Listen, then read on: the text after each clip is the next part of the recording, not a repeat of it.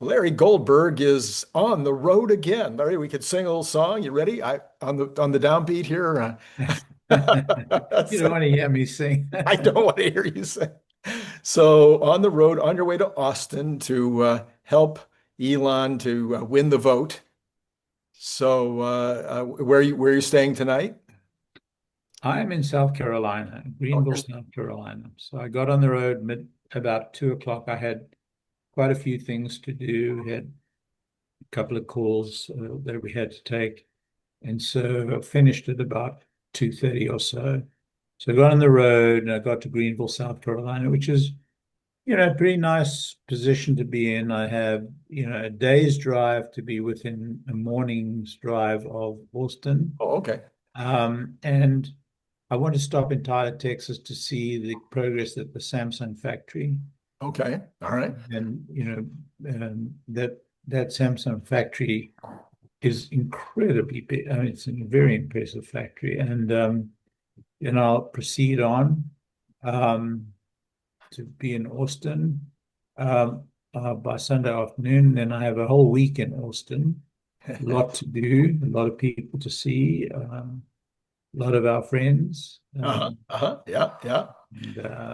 And, waiting for the big event on Thursday, and then I'll be setting off home.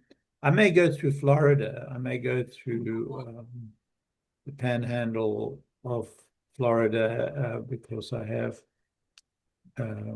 some business to do in the St. Pete area, and then home from there. So could be home by Monday, could be home by Tuesday. A week from, yeah. So there was a couple of podcasts today that were making the news in a very big way. Elon spent over 3 hours with Joe Rogan. Not I difficult to do. Not Very difficult to difficult to do. do, and I've managed to listen to that entire podcast. Well, maybe I'm not quite. No, no, I'm sorry. I think I've only listened to about half of it. And while I'm listening to that podcast and scrolling through my X account, all of a sudden, what pops up? But an hour and a half interview with the All In podcast guys.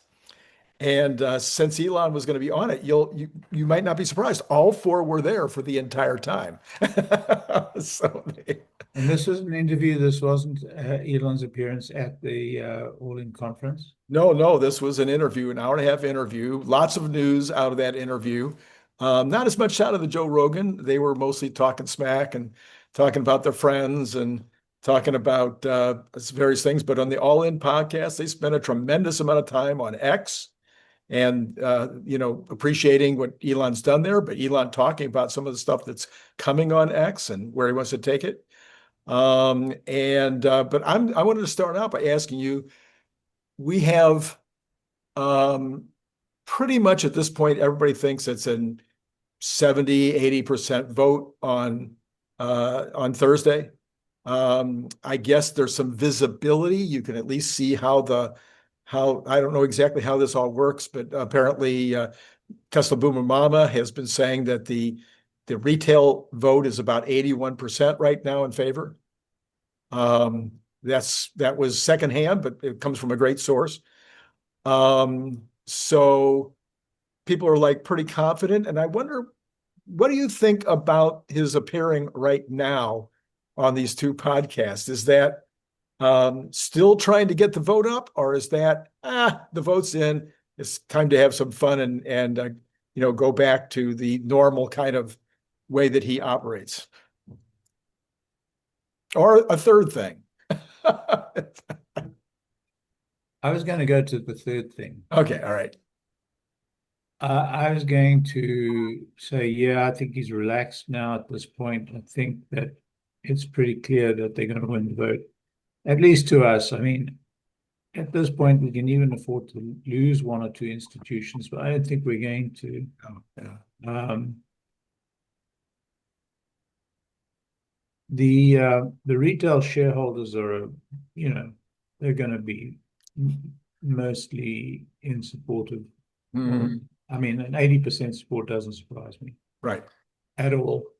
But what's interesting is that, Elon gets a vote. Yeah. as with the board itself.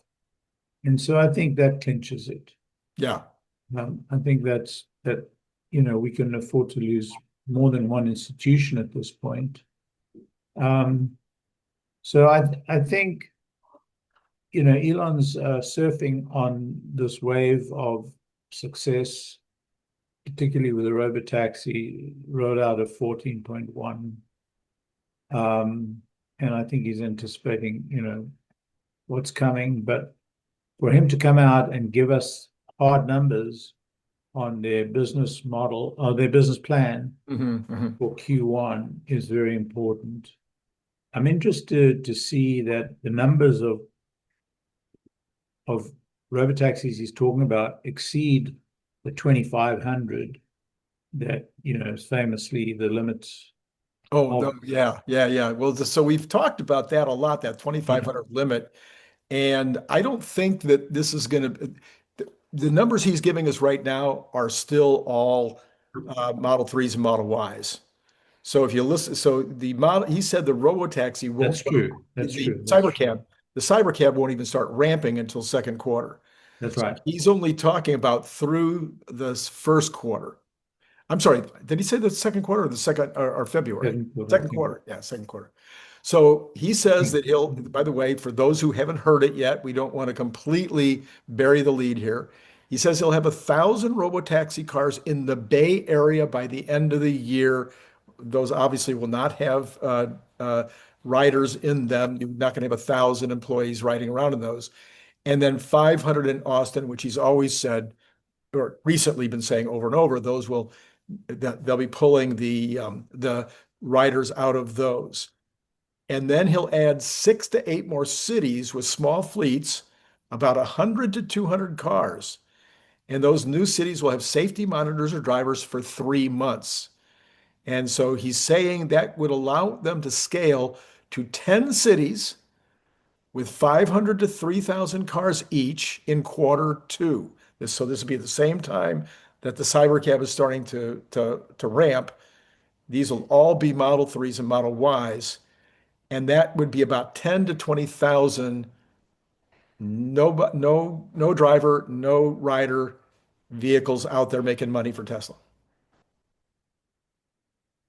So at the peak, it's going to be 10,000. 10,000 to 20,000.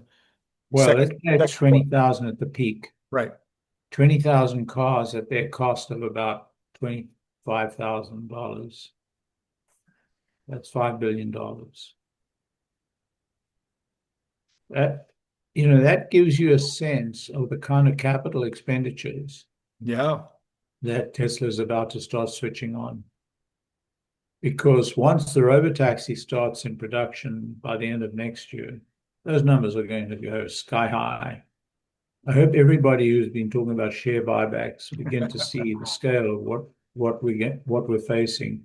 This is before Optimus and before Robotaxi really scales, goes through the roof.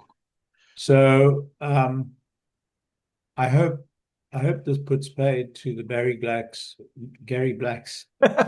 You've adopted Warren's name. Look at that. No, Warren has got to me. No, All right. Yeah. Well, of course, there's going to be a lot of revenue also, assuming that they're getting a good result at retail. So the revenue is interesting. It really depends on the rate that they're going to charge. Yeah. I'm assuming it's going to be in the range between $1 and $2 a mile, which is going to be a hell of a blow to Uber. Yeah. At that rate, I think they have to build fair volume to get profit. Oh, yeah. So it's possible that they'll come out at a higher rate. But, it's going to set the cat amongst the pigeons as far as the competition is concerned. I just don't see how they can. The cat, the pigeons. I don't see how Uber or anybody else competes at that rate. And I think Waymo gets sliced and diced.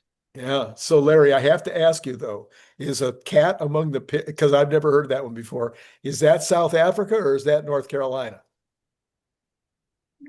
I think it's English. I think, Britain would be Okay, where the all right. origin is. But you can imagine the cat Yeah, oh amongst no, the I get it. I get pigeons are all going to fly. it. Okay, so yeah, so I'm thinking, if we're talking about 40,000 miles a month of revenue miles, right? Is it 40? I think it's 40. I think that's too high. I think That's right. it's, yeah, let's say 20,000. So even at 20,000 revenue miles times two, that would be $40,000 a month of revenue, not of profit. But when you're looking at the offset of the cost of the vehicle, that's 40,000. That's going to pay for the vehicle pretty fast. Yeah, I mean the margins are very high. Yeah, yeah. You've got maintenance and cleaning and charging, Right. and you've got depreciation. But Tasha Keeney of ARK Invest has done the numbers very, very well. I mean, she's done those numbers again and again, and she's Right. perfected them. And we now see that they're, in the cents per mile range. 25, 30. I think she's at 25 or 30, maybe in a range. Honestly, it's going to be less than that because Eventually, yeah. they could literally charge 25 or 30 cents. Yeah. But yeah, even if you allow them at 50 cents, Yeah. Yeah. it's going to be a 50% margin of profit. Yeah. Yeah. Yeah. Oh no, it's going to be huge. Um, So the other thing he did say, which was interesting, which I haven't seen anybody else reporting on this, but I thought it was super interesting, is that he did admit that the Uber infrastructure is a challenge. In other words, the people were saying they should buy Uber or buy Lyft to get the data and the infrastructure, get all the information that they need to when to clean, make sure they're not all ending up at the same. Randy, I'll put a cap on this. Okay, okay. What he means by the infrastructure is a challenge is that it's a challenge for Uber. Well, he And did if he say didn't say that, that's what he knows. Listen, Uber has infrastructure in the sense that they have subcontractors managing all that, right. and they manage it on their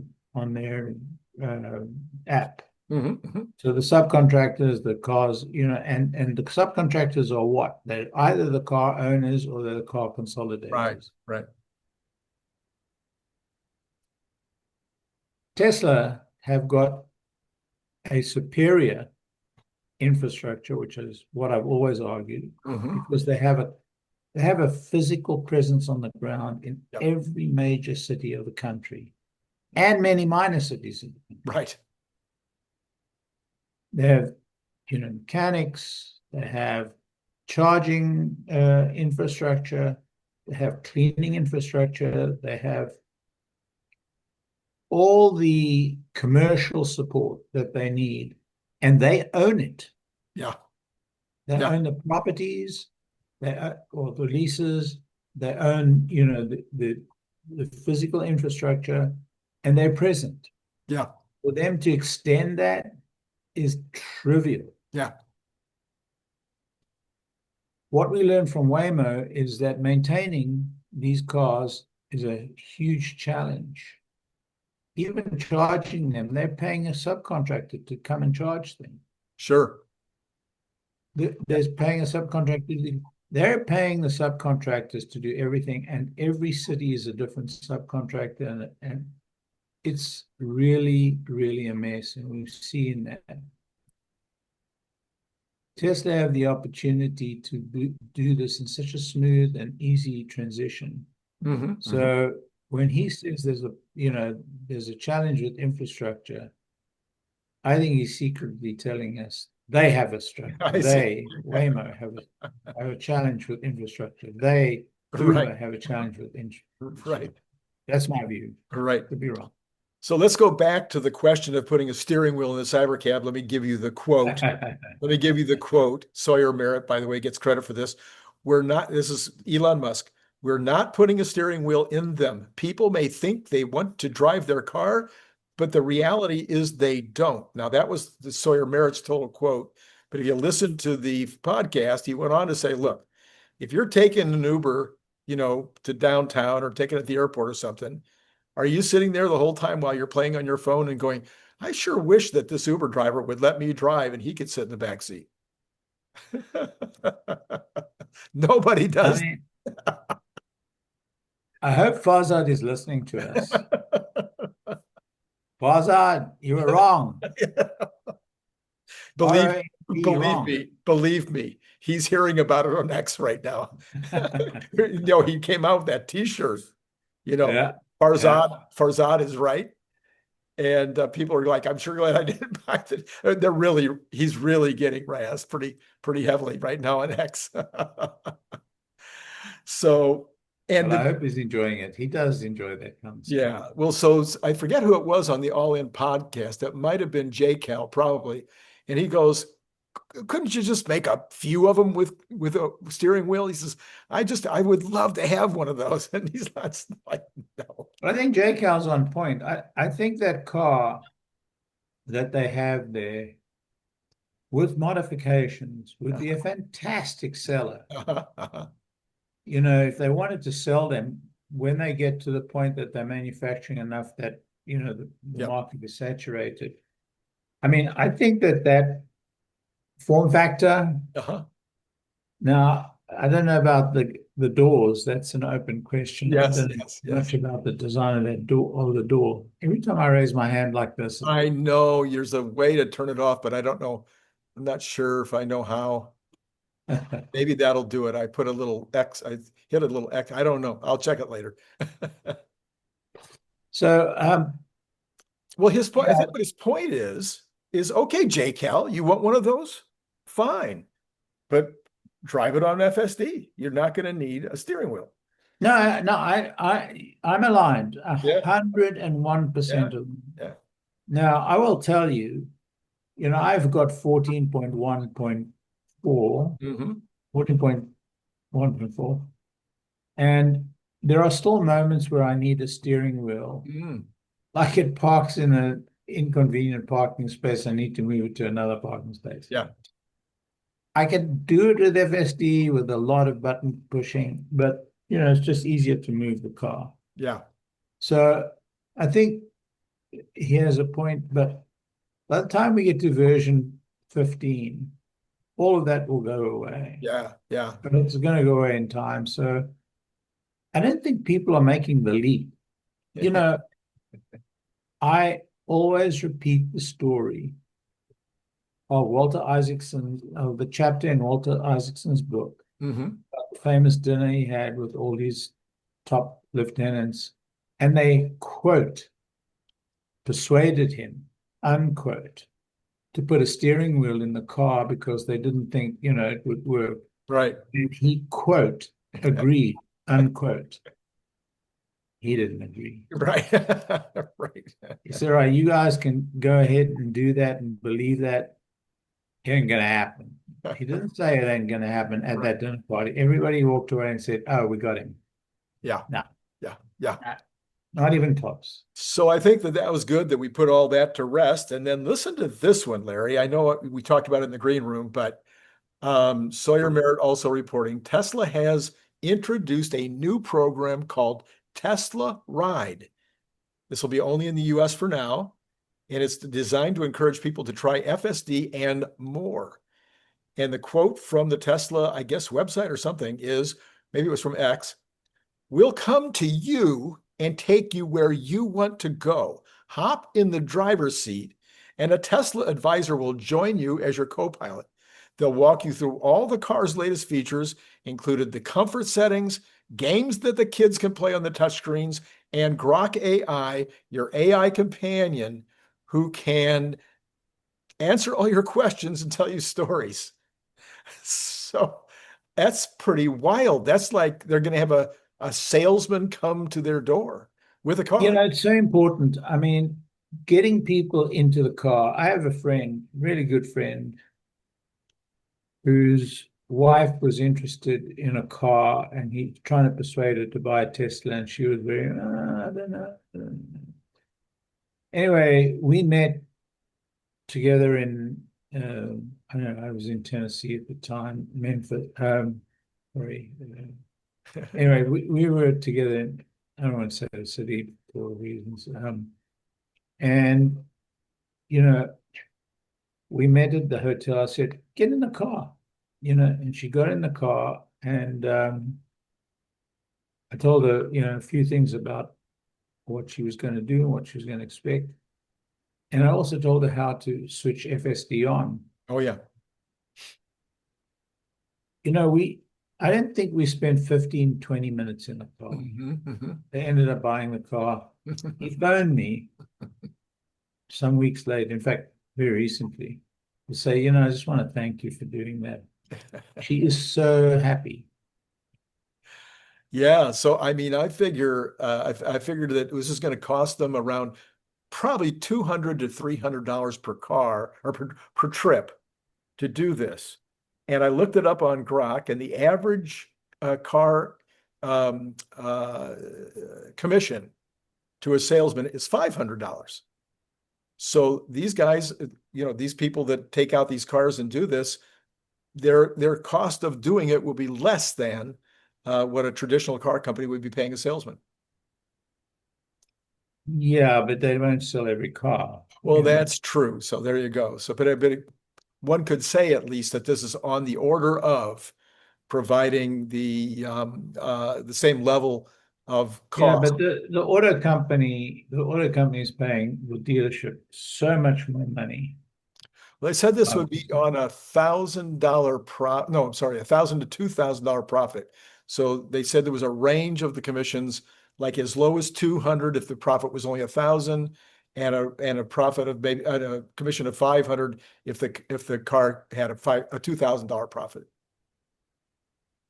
Yeah, but Tesla's not paying any of that money. I know. It's the great part.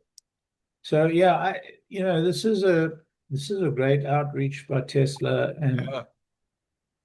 I've seen the power of it. If you put somebody in a Tesla that's never driven a Tesla before, doesn't know anything about a Tesla, and you put them in a Tesla, your probability of making a sale goes through the roof. Right. Yeah, it's terrific. So other than that, Larry, I would encourage everybody to watch the two podcasts. I can't tell you how good the second half of the Joe Rogan is, 'cause I haven't watched it yet. But I think everybody should watch it for themselves and see what Elon's up to, because it's a lot of he is so entertaining. In addition to everything else, he's so entertaining to listen to. He's funny. He's got great stories, and some of them you and I have heard before, but they're new to a lot of people. Well, a great opportunity for the road tomorrow. There you go. That's right. Okay, let's take a look at what happened in the stock market today on a Friday. So we have no pre-markets. Tesla got it all back, Larry, or pretty darn close to getting it all back today. Up 3.74% to 456.56 during the regular hours. Lost 45 cents of that in the after hours. So actually sitting at 456 at the end of the after hours. So I looked at yesterday. I tried to understand yesterday. I came down to, as I reported this morning, I think it was all to do with Jerome Powell.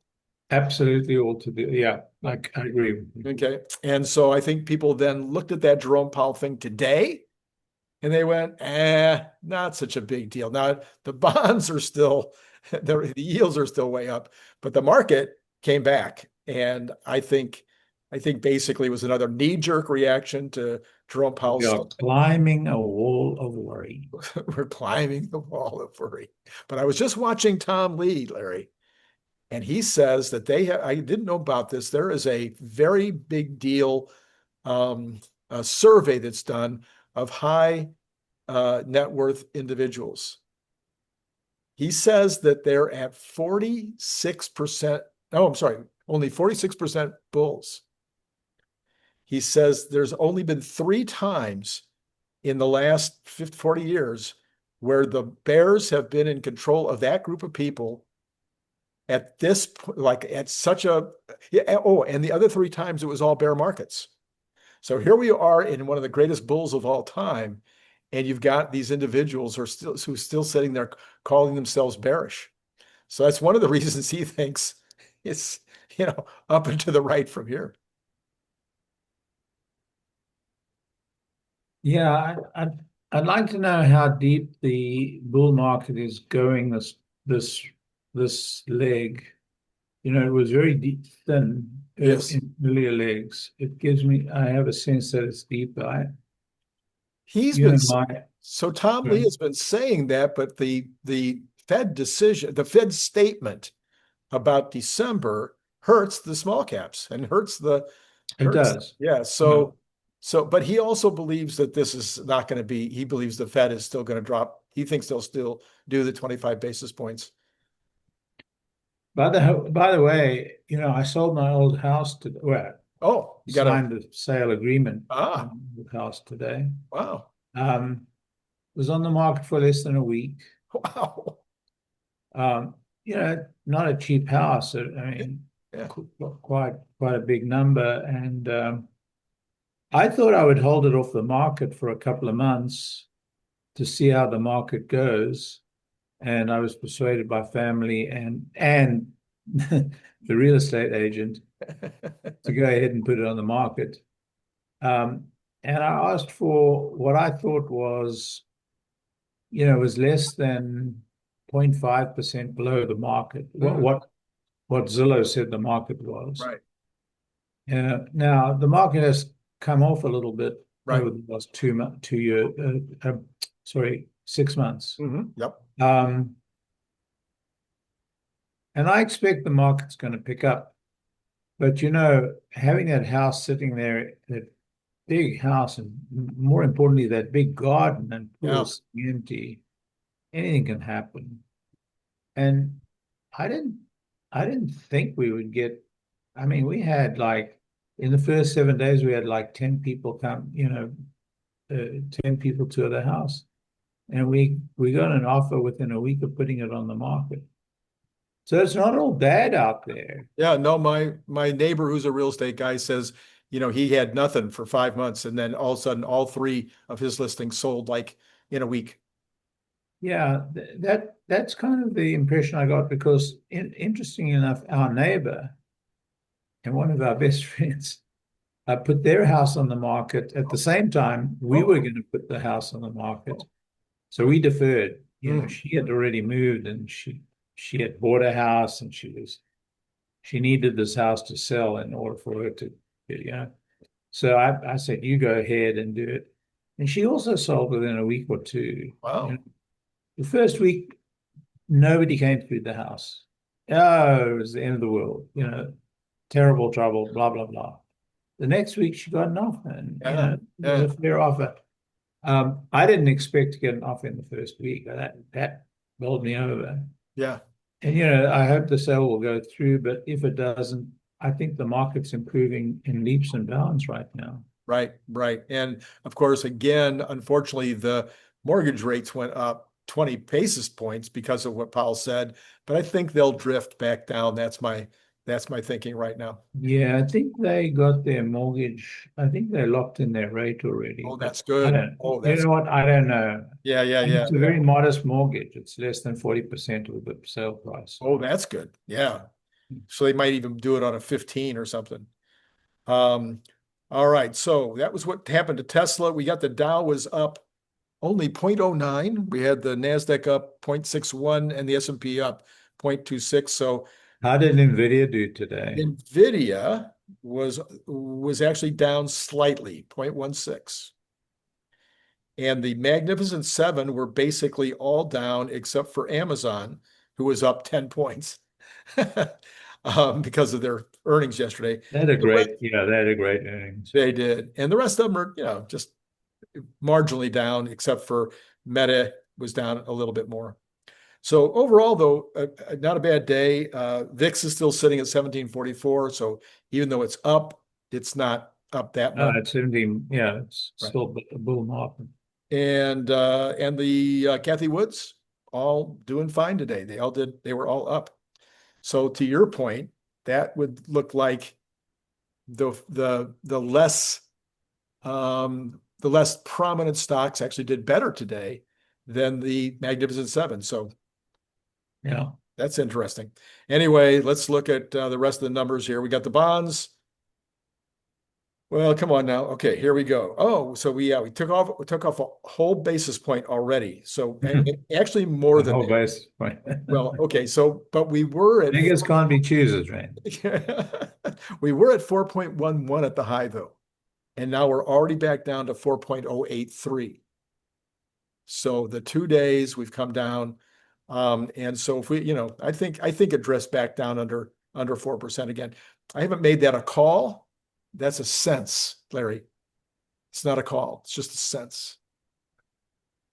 Yeah. Are you making dimples? I'm going to figure out your pun. Oh, I see. Okay. We have got oil up 31 cents, $60.88. Nothing to talk about there. Natural gas continuing up 4% again today to 412. I haven't seen any specifics that are causing that. Weather in Europe. The weather in Europe. Yeah. Gold down 250, but still above 4,000 at this point.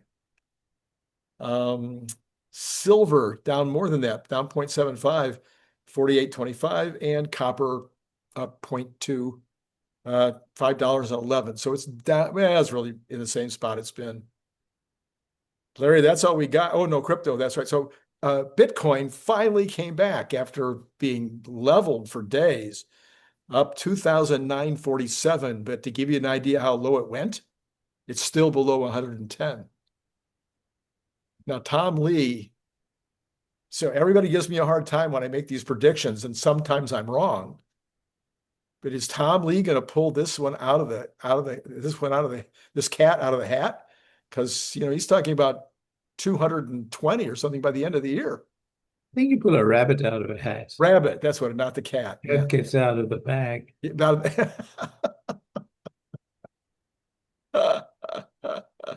So how does Tom pull this off? Are we going to really see Bitcoin double by the end of the year? That's 2 months. I don't see it as being possible, but it's happened before. Yeah, it goes up fast sometimes. When that thing starts running, it gets crazy.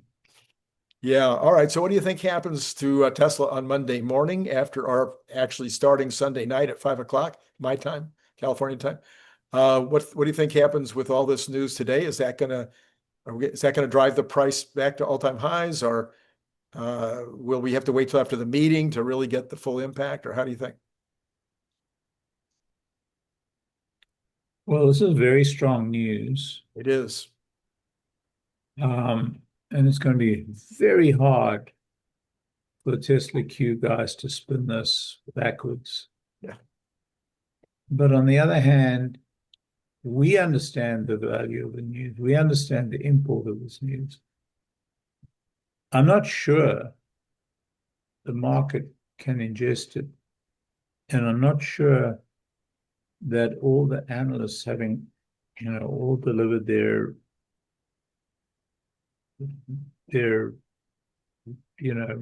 judgment of the earnings. I'm not sure they're going to rush back to the podium. Yeah. The multiple podiums. I think it's going to be a non-event. Okay. The market has never digested Elon's statements because he talks above their pay grade. Right. He talks about real things. They talk about, what is in their imagination, which is the opposite of what analysts think happens. I'm not sure we're going to see much stock movement. Okay. All right. Okay. Before I think a lot of people are going to want to get this vote behind them. They don't understand the mechanics of it. Mm-hmm. want to see the vote happen. Yeah. I think after the vote happens, I think we could see a very positive move in the stock. Yeah, that's what I'm thinking. I think there's a chance that we move up strongly next week, both in anticipation of the vote, as which seems to be, pretty clearly, we pretty clearly know where it's going to go. But also, I think there will be people who will take this news seriously.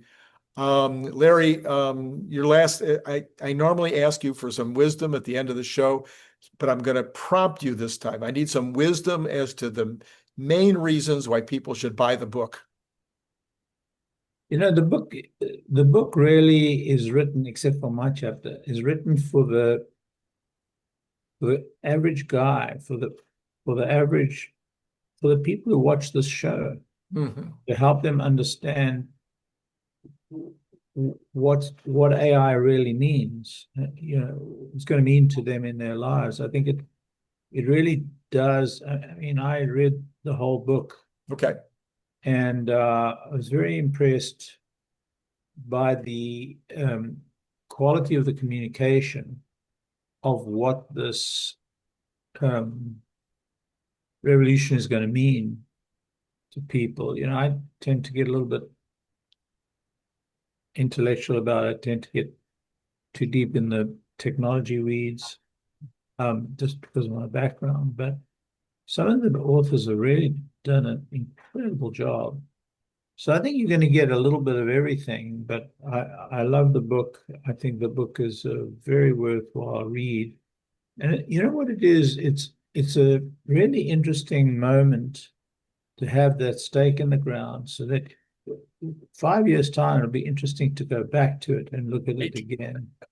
So I think it's got a lot of value. All right, Larry, thank you for that sales job. You folks get out there and buy the book. Of course, it's on Amazon, and the information is in the description below. Does that sound like a radio salesman, Larry? Yeah, it does rather, but I'm not trying to sell the book. I mean, You're just sharing. You're sharing. I really am, because this is the first time I read the book end to end, and so it's pretty impressive, and it kept me up very late, I will tell you. Uh-oh. All right. Well, there you go. That was last night. It was, I'm fine. I didn't know that it was a page turner, Larry. That's what you should have just started with that, and you wouldn't have to say anything else. I'm not sure whether other people find it as much a page turner as I did, but I found it, and some of it challenged my thinking, actually. So, okay. All right. So, yeah. All right. Okay.